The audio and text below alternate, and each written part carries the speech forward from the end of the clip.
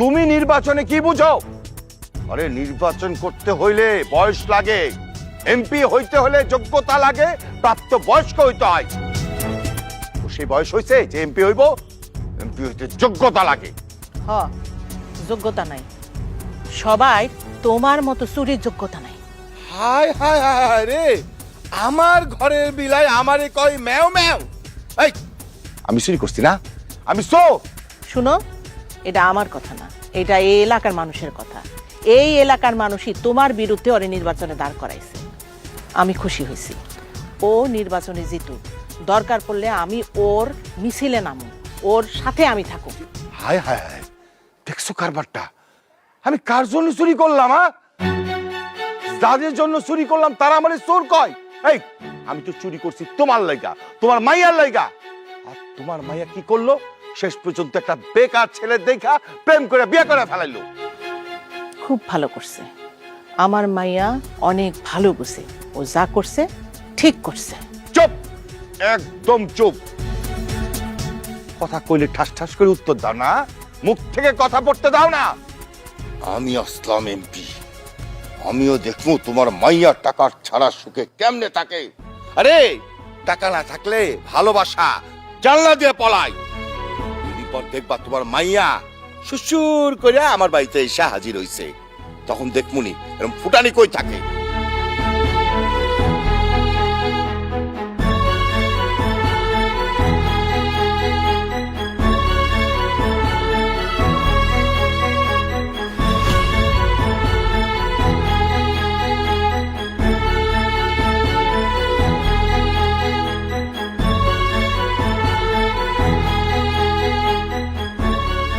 আচ্ছা বউ, গ্রামের লোকের কথায় যে আমি ইলেকশনে দাঁড়াইলাম, কাজটা কি ভালো হলো?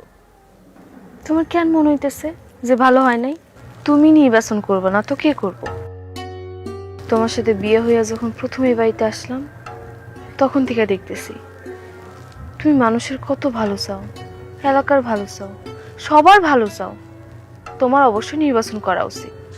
আসলে গ্রামের লোক এমন ভাবে ধরলো, আমি আর না করতে পারলাম না। সারা জীবন তো গ্রামের জন্যই কাজ করছি, মানুষের জন্য কাজ করছি। ওরা এমন ভাবেই বলল, কোনোভাবেই ফেরাতে পারলাম না। কিন্তু আমি ভাবছি অন্য কিছু। কি ভাবতেছো? আসলে বর্তমান সময়ে যারা রাজনীতি করে তারা বেশিরভাগই না ভালো মানুষ না।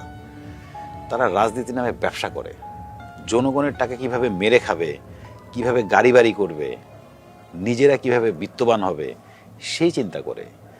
আগের যেমন রাজনীতি ছিল জনগণের জন্য রাজনীতি করা, মানুষের কথা বলা, মানুষের জন্য প্রতিনিধিত্ব যে করবে সেই রাজনীতি করত। কিন্তু এখন না সেই দিন আর নাই। সবাই নিজেদের স্বার্থ নিয়ে চলে। যেহেতু স্বার্থ নিয়ে চলে, আর আমি যদি স্বার্থের বিরুদ্ধে কিছু বলে থাকি তাহলে অনেক ঝামেলা হতে পারে। শোনো, আমি অবশ্যই চাই তুমি নির্বাচন করো। তাছাড়া ওই দুর্নীতিবাজ চোর যদি আবারও এমপি হয় তাহলে তো আমাকে দেশের ক্ষতি। সেটা ভেবেই তো নির্বাচন করছি। যদি জয়ী হই তাহলে অন্তত সংসদে গিয়ে আমার সাধারণ মানুষের জন্য, খেটে খাওয়া মানুষের কথাগুলো আমি বলতে পারবো। কেন জয়ী হবা না? তুমি ভার্সিটিতে পড়ছো, শিক্ষিত ছেলে, পড়াশোনা জানো। তাছাড়া ভার্সিটিতে পড়াকালীন তুমি তো ছাত্র রাজনীতিও করছো। রাজনীতি সম্পর্কে তোমার ভালোই জ্ঞান আছে। আর যে সবার ভালো চায় তার ভালো উপর আল্লাহ চায়। দেখবা যা হইব ভালোর জন্যই হইব।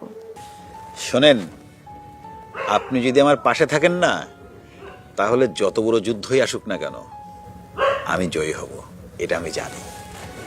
এই যে মিস্টার, এতদিনে যেহেতু আপনার হাত ছাড়ি নাই, আর কোনোদিনও ছাড়বো না।